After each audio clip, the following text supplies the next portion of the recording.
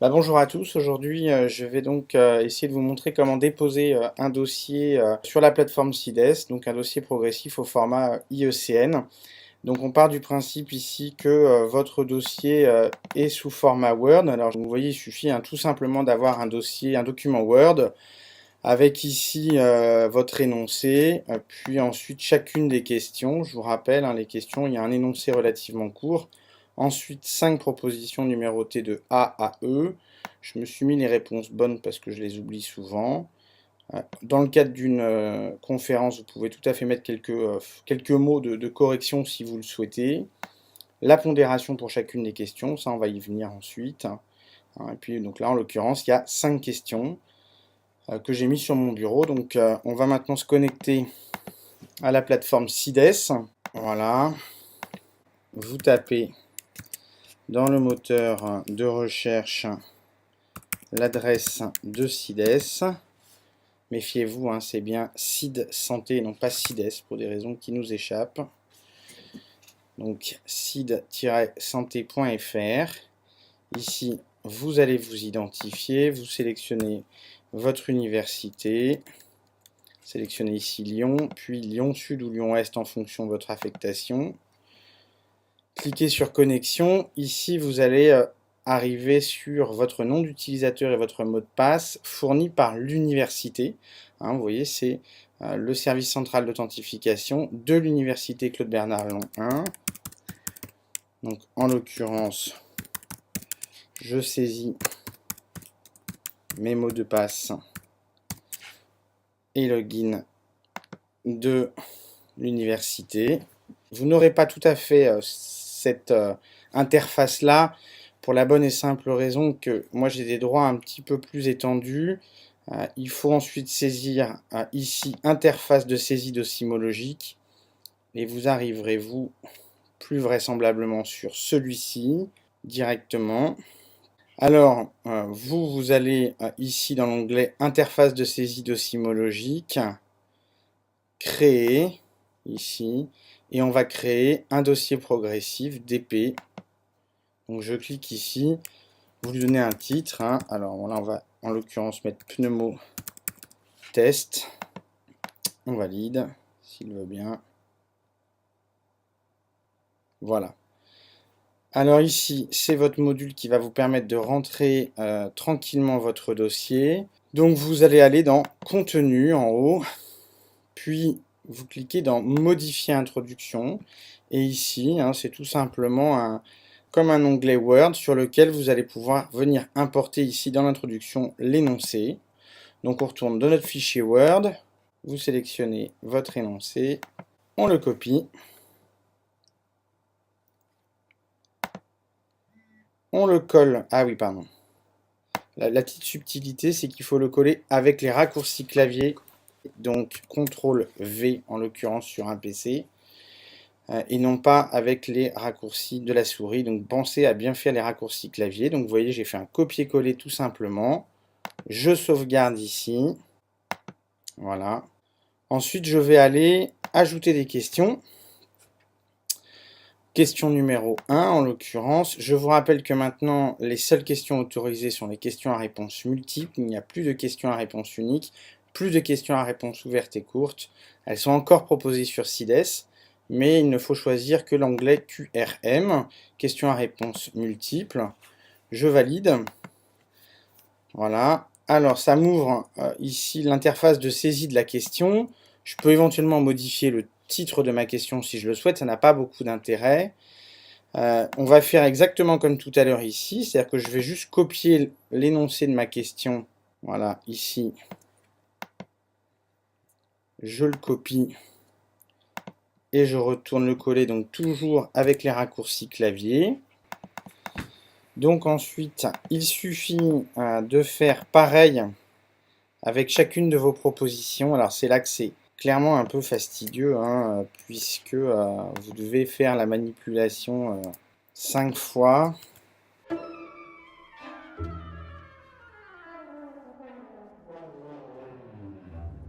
Voilà, c'est clairement la partie un peu pénible, puisque vous devez le faire 5 fois pour chacune des 15 questions. On enlève la faute d'orthographe, voilà.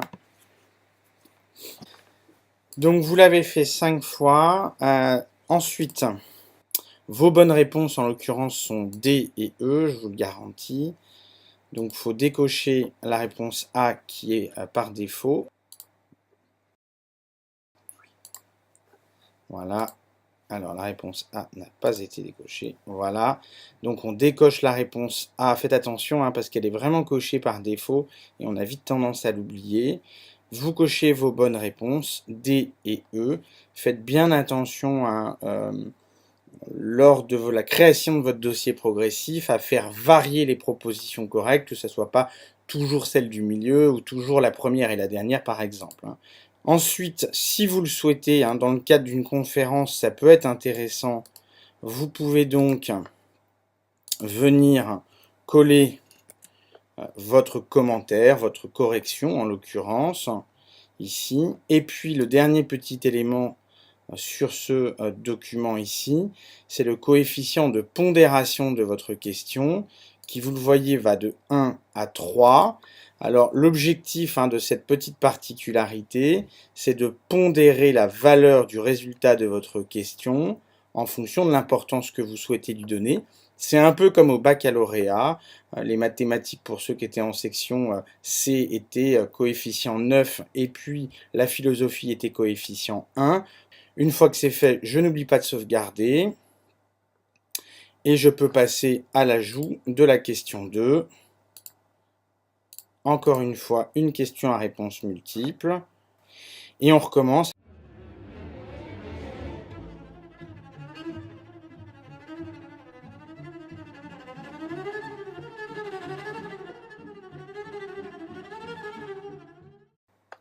Alors vous voyez ici un point important, je vous ai dit qu'on n'avait pas le droit de mettre de questions à réponse unique. C'est le format qu'on n'a pas plus le droit de mettre, il faut bien laisser des questions à réponse multiples. Malgré tout, vous avez le droit de poser des questions qui n'amènent à l'évidence qu'une seule réponse parmi l'ensemble. Et vous voyez, pour l'indiquer de manière très précise à l'étudiant, il suffit tout simplement de mettre l'énoncé de votre question au singulier. Pensez bien de manière systématique à ce que chacun des énoncés de vos questions se termine par une question à la forme interrogative. Encore une fois, ici, pensez à décocher la réponse par défaut qui est le A et de venir cocher la bonne réponse qui ici, donc en l'occurrence, est le B. Vous voyez, il n'y en a qu'une seule de bonne. On sauvegarde. On va regarder, la pondération que je l'avais mis. La pondération, en l'occurrence, moi j'avais souhaité lui mettre 2. Je la considérais comme étant un peu plus importante. On sauvegarde bien et on passe à la question suivante.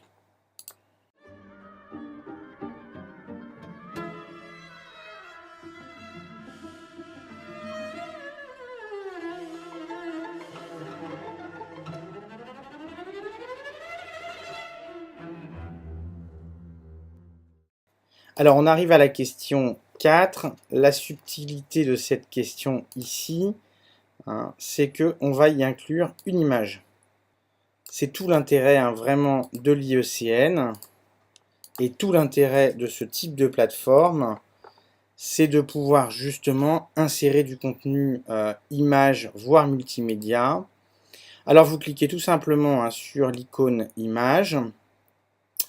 Et puis, vous allez la chercher là où vous l'avez rangée. En l'occurrence, elle est sur le bureau, on l'a vu tout à l'heure. Je l'ai appelée image dossier pneumo. Voilà. Ensuite, on clique sur le bouton insérer et vous allez la voir apparaître. Faites vraiment attention à deux choses. La première, c'est que l'image doit absolument être anonymisée. C'est vraiment quelque chose de très important.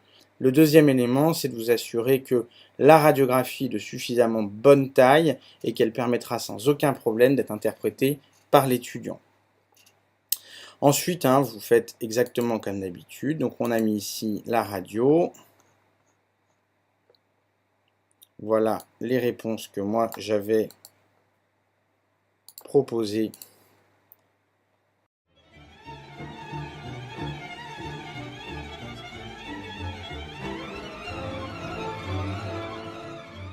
Alors ici, en l'occurrence, les deux bonnes réponses sont opacité alvéolaire à gauche et à droite, je vous le certifie, et il y a une petite subtilité ici, c'est que la radiographie n'est absolument pas normale, et je veux vraiment pénaliser l'étudiant qui me répondrait radiographie normale, puisque je considérerais que cette réponse est totalement aberrante, mettant éventuellement en danger le patient. La particularité qu'on a sur CIDES et qu'on aura aux IECN est justement de pouvoir inclure cette fonctionnalité. Alors, vous allez regarder ici, au lieu de mettre normal, qui est le paramètre qui s'affiche par défaut, vous mettez pondéré. Vous voyez que ça m'a rajouté ici un menu déroulant pour chacune des questions. Et je peux en fait considérer que chacune des réponses est soit indispensable, soit inacceptable. Je m'explique.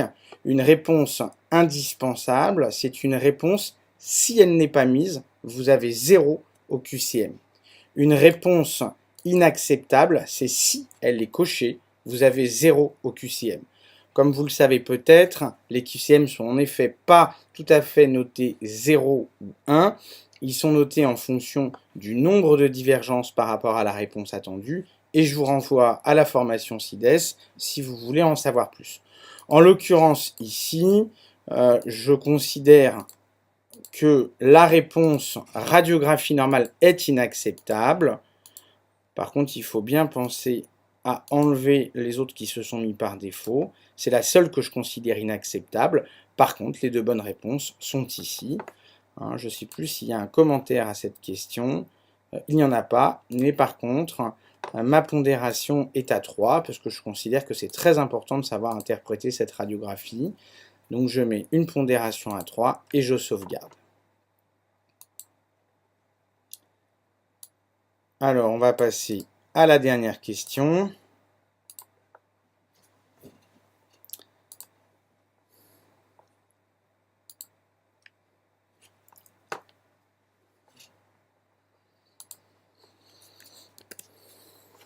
Alors, vous voyez ici que dans mon énoncé, je vais introduire un niveau de difficulté un peu supplémentaire pour l'étudiant, puisque l'étudiant ici ne sait pas s'il y a une seule ou plusieurs bonnes réponses à cocher. Ça, c'est quelque chose d'important, la maîtrise des pluriels ou de singuliers, parce que selon ce que vous allez mettre, vous allez aider l'étudiant ou pas à remplir la grille de correction. Donc ici, l'étudiant ne sait pas s'il y a une seule ou plusieurs bonnes réponses, ce qui est en l'occurrence votre but. Je profite des copier-coller itératifs pour attirer votre attention sur les différents distracteurs que vous allez utiliser dans les propositions. Et je vous rappelle que vous devez essayer d'utiliser des distracteurs homogènes. Vous voyez ici, ce ne sont que des signes cliniques.